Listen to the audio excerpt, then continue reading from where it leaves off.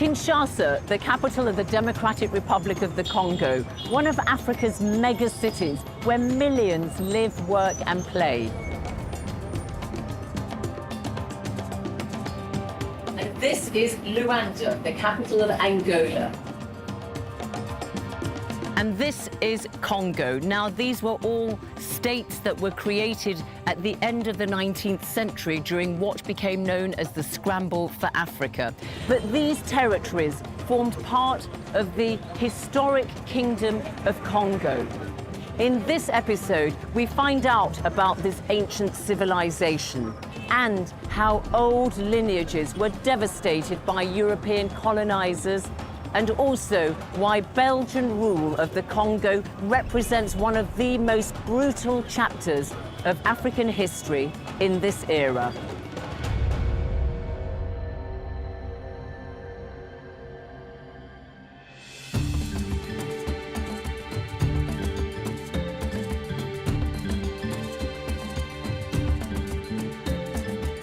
The Congo River is the second longest in Africa after the Nile and is the deepest river in the world.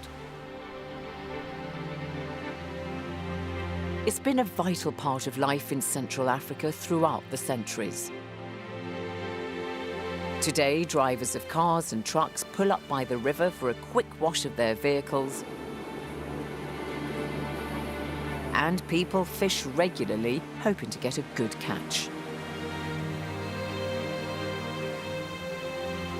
The river bears the name of one of the great kingdoms of Africa, which tragically was to fall victim to the ambitions of the Europeans.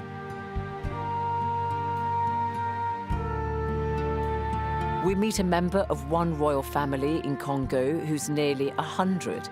She recalls the cruelty of Belgian rule.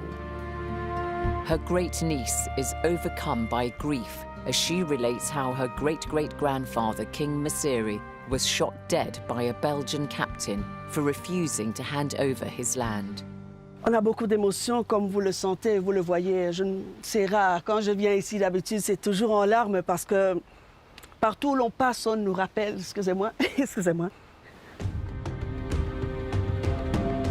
And we see how the Kingdom of Congo is linked to two of the most important female figures in African history, Queen Nzinga and Kimpa-Vita. First, let us turn to the origins of the Kingdom of Congo. This was founded in 1390. The people south of the river lived in the largest portion of the kingdom, covering parts of what are today the Democratic Republic of the Congo, the DRC, and Angola. About 100 years later, some people began to move northwards and settled in what became the Republic of Congo and Gabon.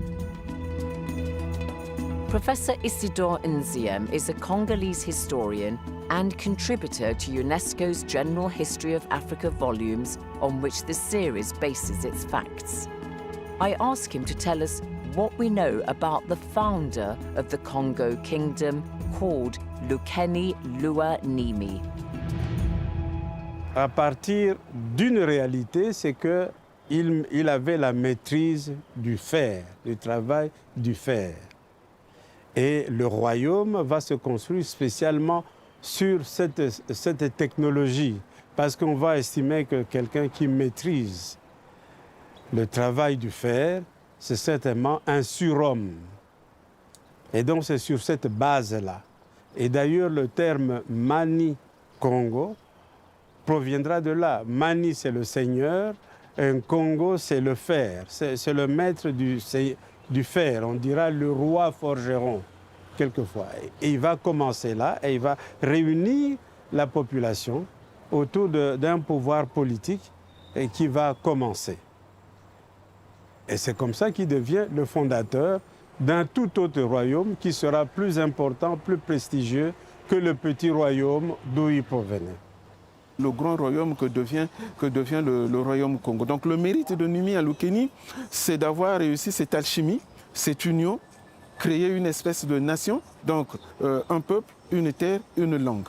Le Congo devient un terme générique qui englobe un ensemble de peuples, un territoire et une langue, et qui se fonde sur un mythe fondateur commun.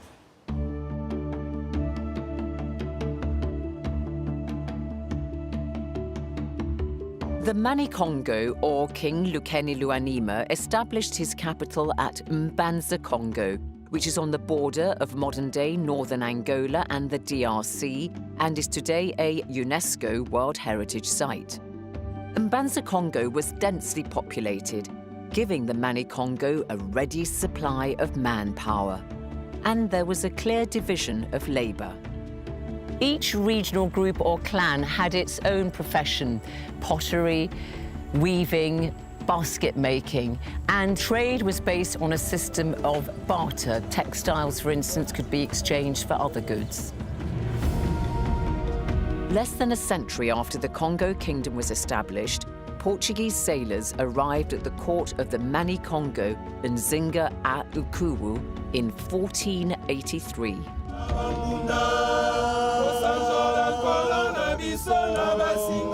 The Mani-Kongo and his son and heir were persuaded to become Christian. He took the name João I, and his son became known as Afonso. By the time Afonso became king in 1509, the seeds for European domination of this part of Africa had been sown. A year later, the Portuguese began what became known as the transatlantic slave trade. King Afonso I was opposed to this and wrote to the Portuguese king telling him, Écoutez, vos gens qui sont ici ne respectent personne. Ils prennent comme esclaves même des gens de ma maison, donc les gens de ma famille. Il faut interdire cette activité parce que cette activité n'est pas conforme au christianisme. Ils arrivent avec un discours d'amitié, de coopération. C'est après que les rois africains se rendent compte que derrière ce discours-là, il y avait des préoccupations économiques. C'est après qu'ils vont se rendre compte, notamment à partir de l'activité des missionnaires, que les missionnaires sont beaucoup plus intéressés à la traite négrière qu'à l'évangile.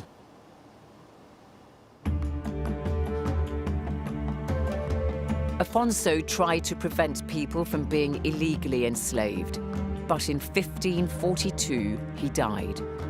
But once a king died, there was usually some dispute over the succession, either between his brothers or the sons of the Mani-Kongo.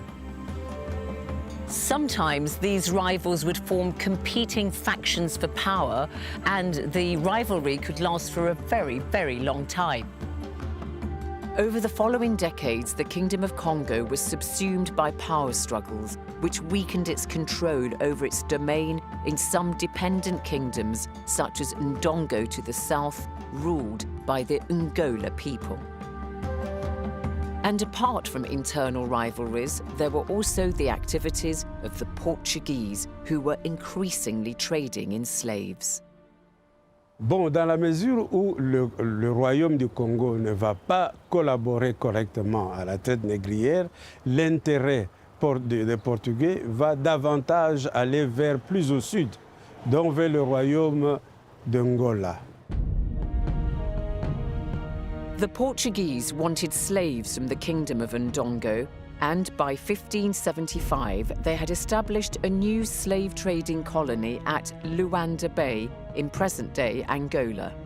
They conquered coastal areas which could serve as slave trading hubs and launched slaving raids inland or relied on local rulers to sell them slaves.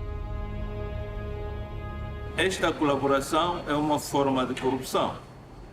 Então o povo, os grandes, digamos, que estavam dentro desse processo, os notáveis, as personalidades que tinham contato com os portugueses, que queriam tirar proveitos econômicos neste processo da venda de escravos.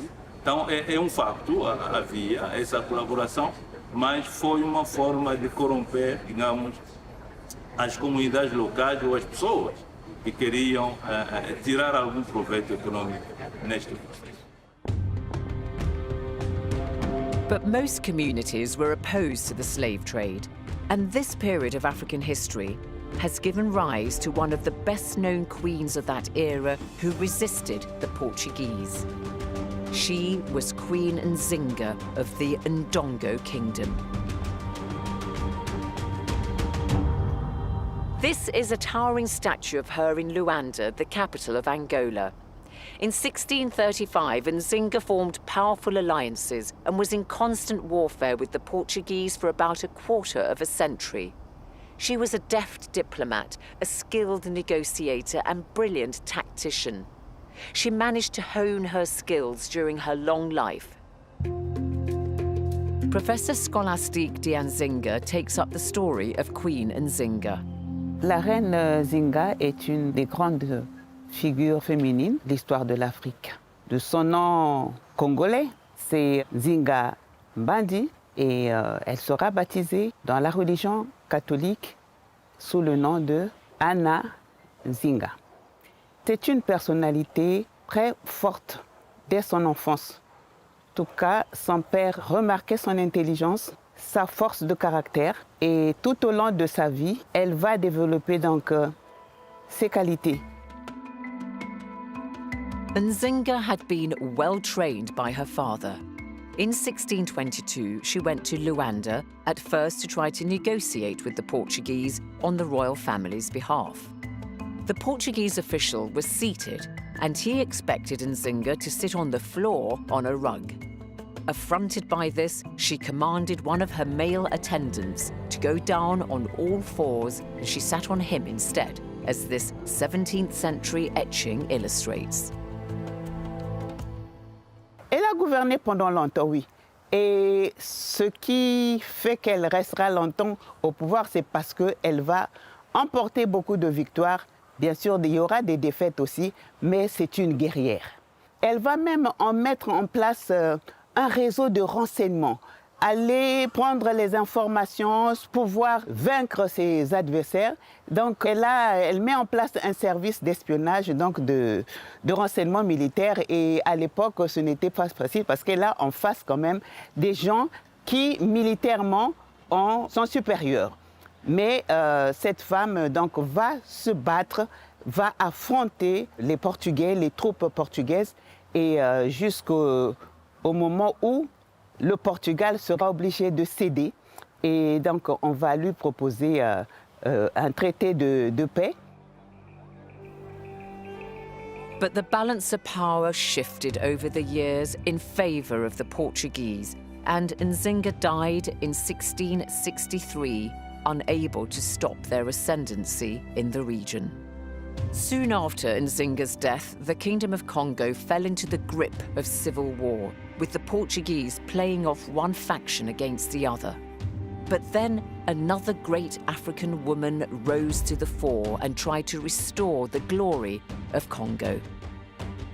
Her name was Kimpa Vita. She was from a noble family and was regarded as a prophetess by her followers. She had her own Christian movement and was bitterly opposed to slavery. She led a revolt against the Portuguese in the early 1700s. Kimpa Vita, c'est une femme qui va, elle aussi, marquer l'histoire du royaume du Congo. Kimpa Vita, elle s'impose au XVIIIe siècle dans l'histoire du Congo en tant que résistante à la domination portugaise. Elle va agir en tant que personne illuminée. Elle reçoit un message de Saint Antoine. Donc sa mission, c'est la restauration du royaume de Congo. Elle va par exemple impliquer tout le monde dans sa lutte, aux jeunes. Elle va demander aux femmes, aux vieux, à tout le monde de s'impliquer. Mais ce qui est important, c'est que cette femme a donné sa vie pour le salut du royaume, puisqu'elle sera brûlée vive. Do you think that the role of women in history has been somewhat overlooked? Donc il faut qu'on révise les manuels d'histoire, qu'on accorde beaucoup de visibilité aux femmes dans les manuels d'histoire. Et ça, c'est le travail, je crois, de tout le monde. Les pouvoirs publics doivent prendre conscience qu'il faut que chacun chaque citoyen se reconnaisse. The heroic resistance of Kimpavita and her violent death in 1706 at the hands of her enemies have secured her place in the history books. But such efforts to save the Kingdom of Congo ultimately failed, and by 1880, most of it had been reduced to decentralized trading villages. This period ushered in a dramatically new and tragic chapter for the people of Congo. The kingdom's former territories became ruled by the Belgians in the Congo and the Portuguese in Angola. The Portuguese still transported Africans, especially Angolans, to Brazil and the Caribbean until the late 19th century, although the slave trade had been made illegal in the early 1800s. And Portuguese rule of Angola resulted in an economy based on various forms of slavery and forced labor right up until the mid-1900s. O trabalho forçado era uma das formas como eles utilizaram para, digamos, em termos econômicos, produzir mais riqueza. A população angolana que trabalhou nas plantações com muitas dificuldades e o tratamento não foi muito diferente de como os escravos também eram tratados. Então, eles forçaram a mão dos angolanos para, digamos, não ganhar absolutamente nada, os angolanos, mas eles, sendo colonos, que tiravam o maior benefício disto, sem dar nada em retorno, sem dar nada em retribuição. So the proud people of the Congo Kingdom that stretched across 4 African countries, including Angola, had become reduced to mere serfs, serving the interests of their European masters.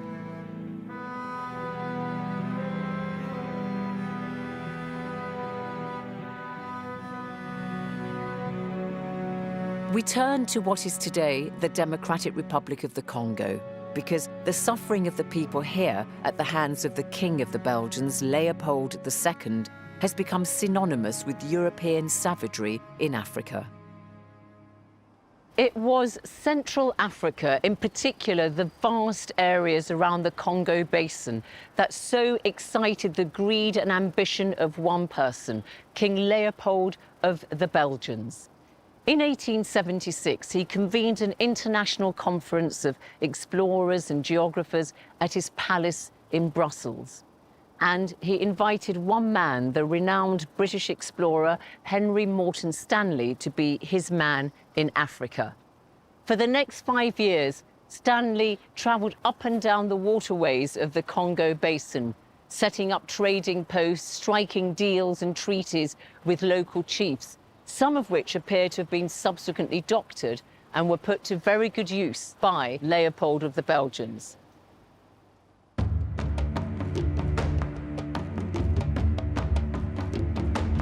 King Leopold managed to acquire vast territory in Central Africa and called it the Congo Free State.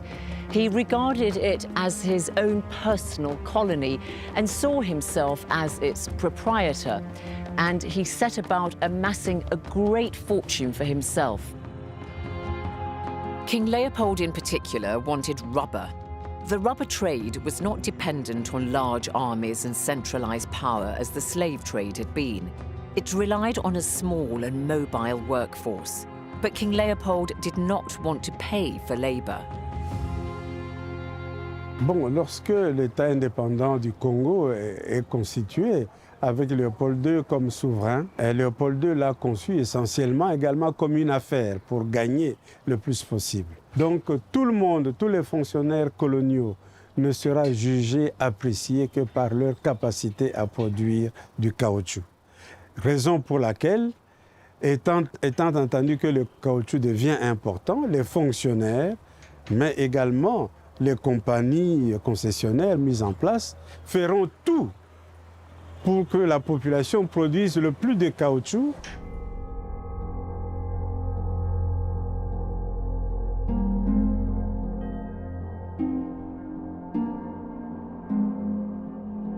One particularly abhorrent practice was cutting off the hands of Congolese. Belgian forces had to justify the use of bullets to their superiors, so they did this by showing them the hands of locals, claiming they were from the corpses of people they had shot dead. Alors que lorsque ces gens veulent garder quelques balles pour eux-mêmes, pour leurs besoins, qu'ils puissent attraper des vivants et qu'ils puissent couper la main du vivant afin de rapporter ça et de montrer. Et donc, cela va faire que non seulement nous avons eu maintenant un amoncellement de mains coupées et boucanées, mais aussi dans les villages, voir des gens, spécialement des gamins, avec une main coupée parce que quelqu'un l'avait attrapé, avait coupé sa main pour pouvoir faire valoir et garder les balles pour soi. This photograph, dating to around 1904, shows one father with the severed hand and foot of his murdered daughter. She was 5 years old. Bien, on estime que de 1880 à 1930, la population congolaise a régressé. Et il y a à peu près 10 millions de personnes qui ont disparu. Et non seulement parce qu'il y a eu ces atrocités de mains coupées, mais il y a eu d'autres types d'atrocités, notamment le portage, parce que ce beau monde qui arrivait ici devait être porté à dos d'hommes, y compris leurs valises, etc., parfois même des canons pour pouvoir faire la guerre de conquête. Pendant longtemps, cette mémoire a été cachée. Parce que pendant la période coloniale, on n'en a pas parlé beaucoup. Et même actuellement. Clearly, the horrors of Belgian rule in the Congo are still a source of pain for the people of that country. After the break, more from the Congo, as well as the carve-up of the continent by European powers in what became known as the Scramble for Africa.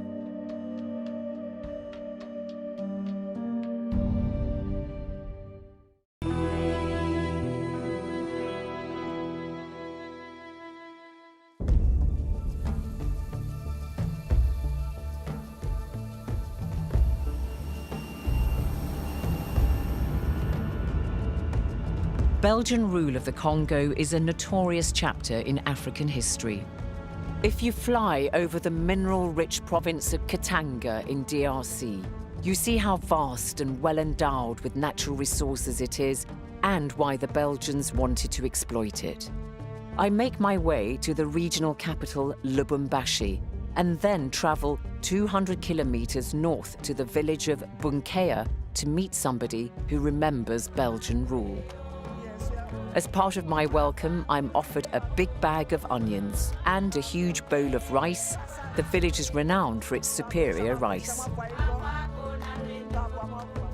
Kalasa Mukanda Bantu, who is nearly 100 years old, is from the Bayeki royal family of Katanga. I ask her what life was like under the Belgians. Tata utalula bantu kubalu balabalawo imaboko nenan netupasa kuba kuponia kitine kusula misiasi nekuponia moku bapuisia kutema keba fukira no batula mone balwa kole mwada musiri wako pakupita miotoka ba maneme luine ba maneme ba tata ne tata muine ne bana bandi bonso ba maneme ba fuma pa ba kalari da palo a ng'ombe boya tata ke kukitoma wa kuka tata ka bengila kuya kodi koloi abengila kasi bali kuibali payogo bana balume iba kuteba masebo bato babwa.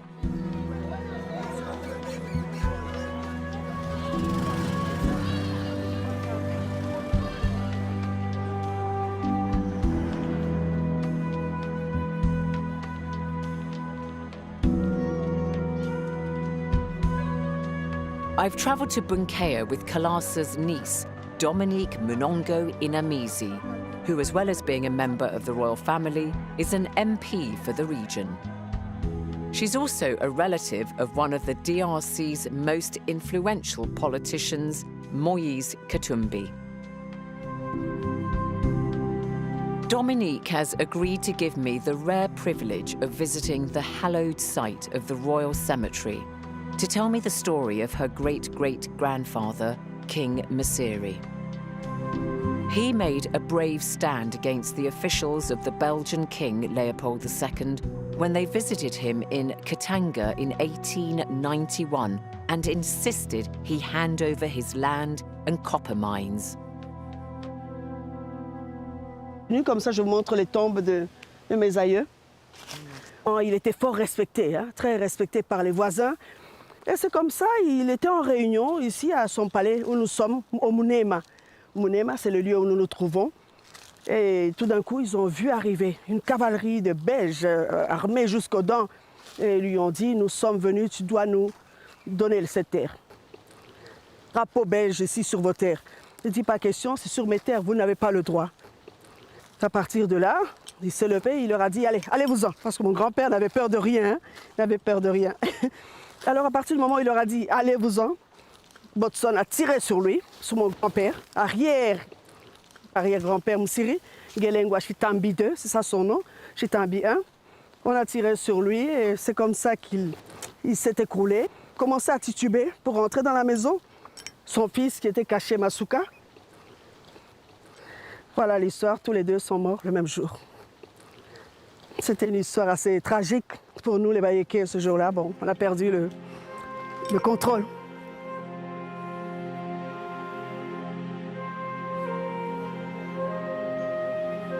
The princess is telling me that this is the site of the original palace, and it marks the spot where King Msiri was killed by the Belgians when he refused to hand over his land and riches to them. On a beaucoup d'émotions, comme vous le sentez, vous le voyez. C'est rare. Quand je viens ici, d'habitude, c'est toujours en larmes parce que partout où l'on passe, on nous rappelle, excusez-moi, on nous rappelle qui nous sommes, mais on doit toujours parler de cet épisode parce que ça nous aide à tenir, à aller loin dans notre vie, dans nos projets, dans nos combats, parce que j'ai toujours dit la vie est un combat. On ne peut jamais, quand on est l'arrière-petite-fille de Msiri ou l'arrière-petit-fils de Msiri, rester insensible. On doit toujours aller de l'avant. Parce qu'il a été pour nous un modèle, on ne peut pas rester à ne rien faire, c'est pas possible. Nous sommes des vaillants guerriers, hommes comme femmes, ça je le sens. Et c'est ça. En moi, je sentais l'âme de Msiri. Ce jour-là, quand je parlais dans la campagne, je me disais, mon arrière-grand-père, tu vas pas me laisser. Christian, on s'est pas oublié.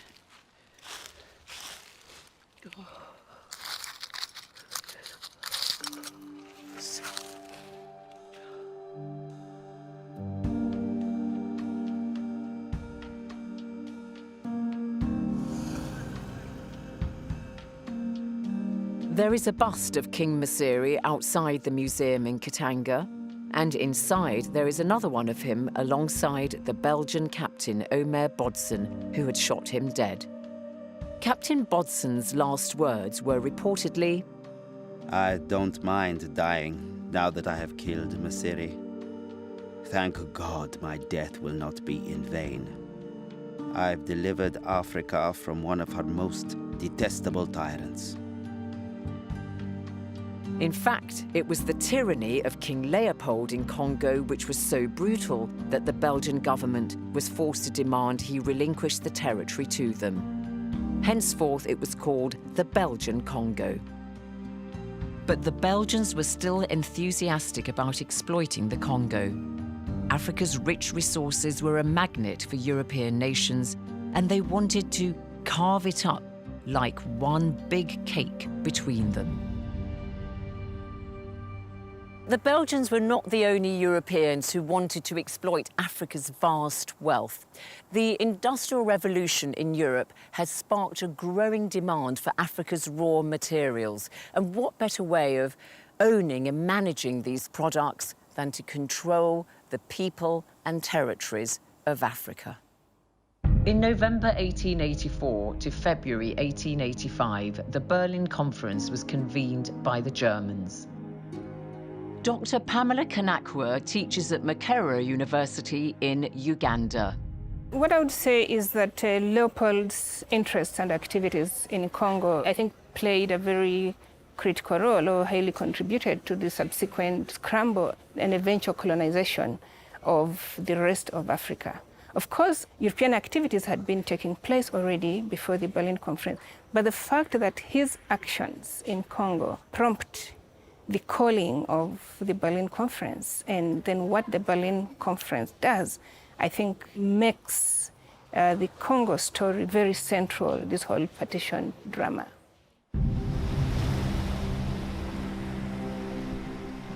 The Berlin Conference did not set in motion the scramble for Africa. It was more of a recognition of a process that was underway on the ground.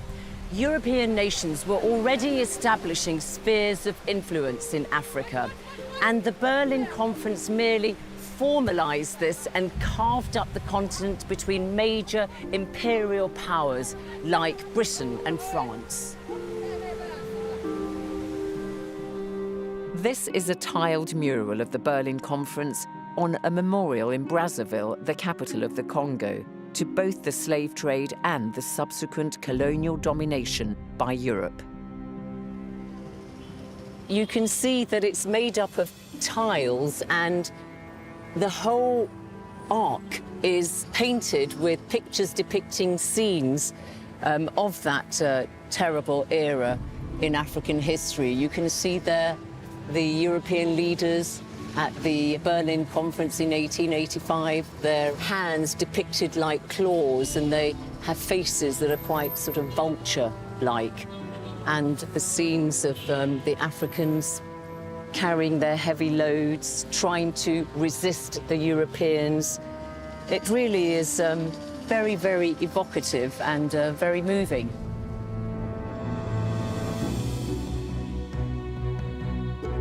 Africa was divided up between the Europeans.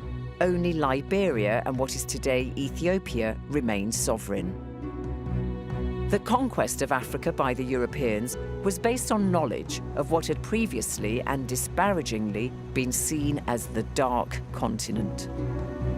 By about 1880, thanks to the activities of their explorers, Europeans began to know far more about Africa and its interior, its terrain, resources, economy, and the strengths and weaknesses of its states and societies.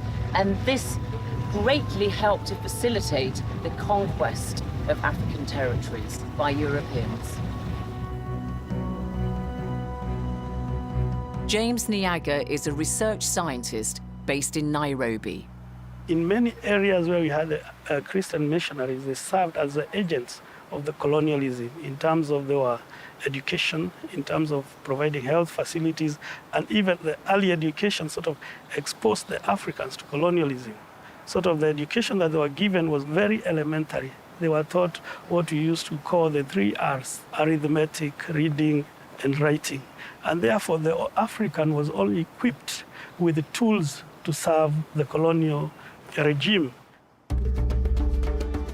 Amongst the colonial powers, French rule was one of the most extensive, particularly in West Africa.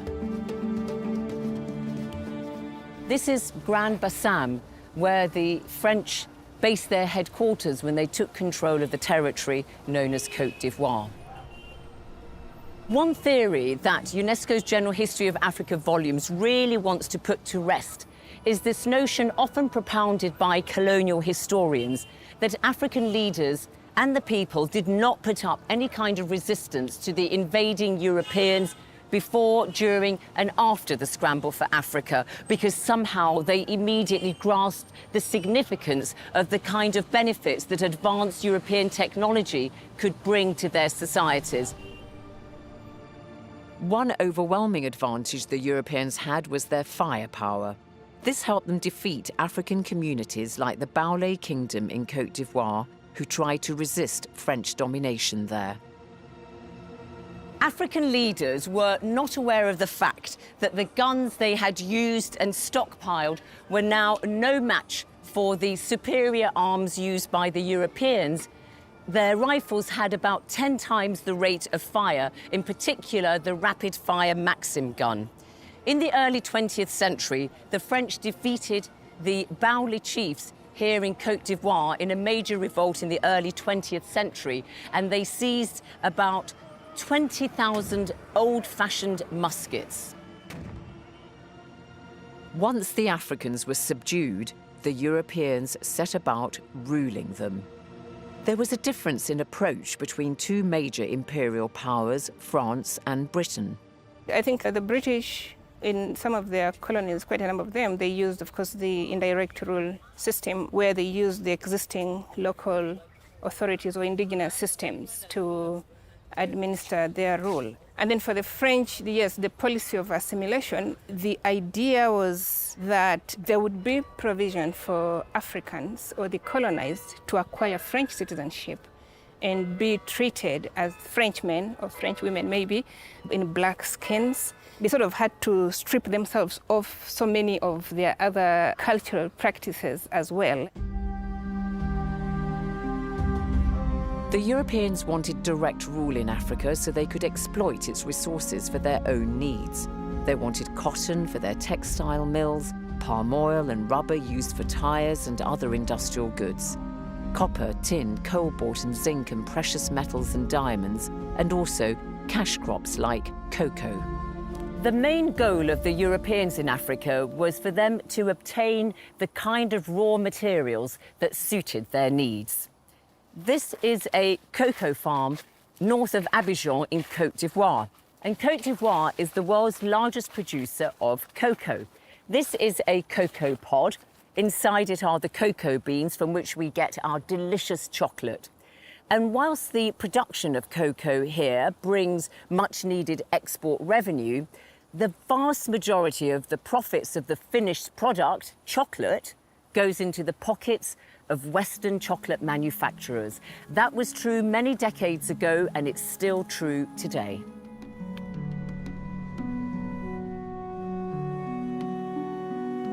Another lucrative cash crop which the Europeans planted in Africa is the coffee bean. And today, this is an industry that's worth close on $100 billion globally. And again, most of the profits go overseas, not here in Africa.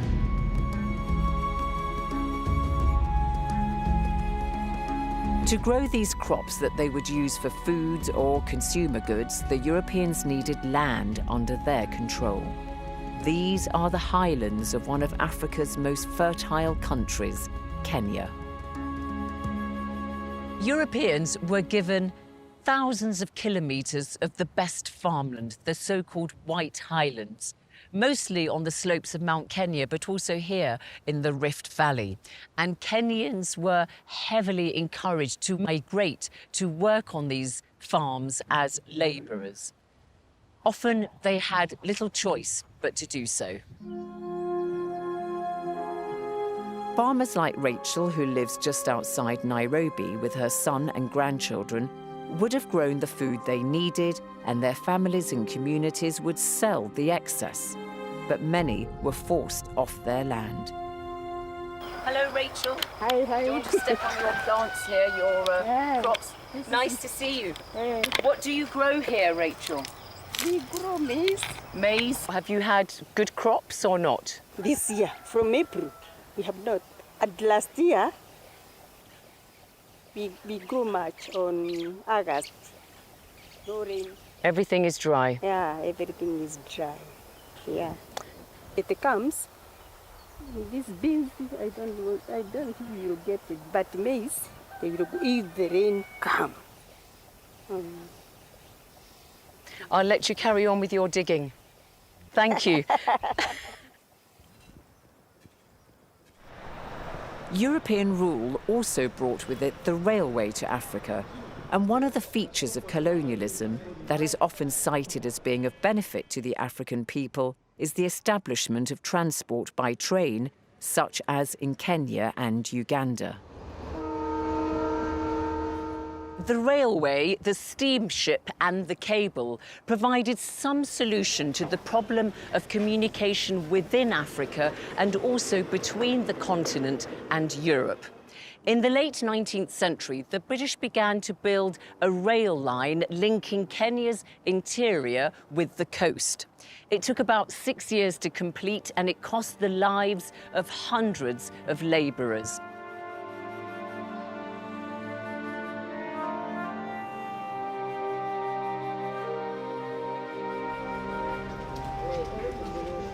Here in East Africa, Uganda was initially the focus of British interests because it was strategically important for control of the River Nile. And the British agreed not to take any land for white settlers, unlike in neighbouring Kenya. The railway was basically designed as one of the mechanisms that will facilitate the extraction of local resources for the international market and then the mother country. So it was not necessarily meant to benefit the local people.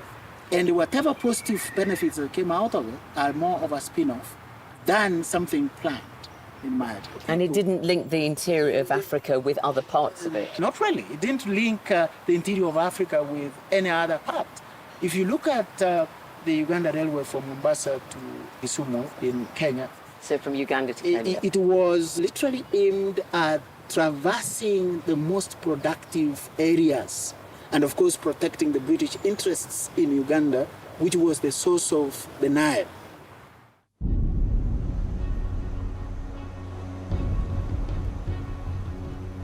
This is what is called the source of the White Nile in Jinja in Uganda. By the early 20th century, the domination of Africa was all but concluded. The devastating impact of European superiority in weapons and technology was a bloody and sobering experience for the Africans. But although the period of direct colonial rule is one that had a profound impact on Africa, it was relatively short-lived, lasting well under a century. As more and more Africans got educated, quite a number of them going to study abroad. And then the influence of Pan-Africanism, we see ideas and people beginning to demand for reforms, this formation of trade unions and political parties, and people begin mobilizing. And then, of course, there's the formation of the United Nations organization after World War II. And again, that becomes a space through which problems of the colonized are raised and tabled. What then we see is, by the 60s, more and more African countries are getting their independence. Yeah. By the early 20th century, the conquest of Africa was all but concluded.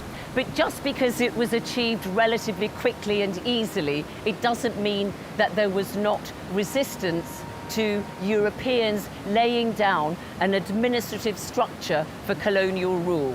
In the next episode, we see how resistance in Africa brought their liberation. Sadly, Kalasa Mukanda Bantu died after the filming of this episode on August the 18th.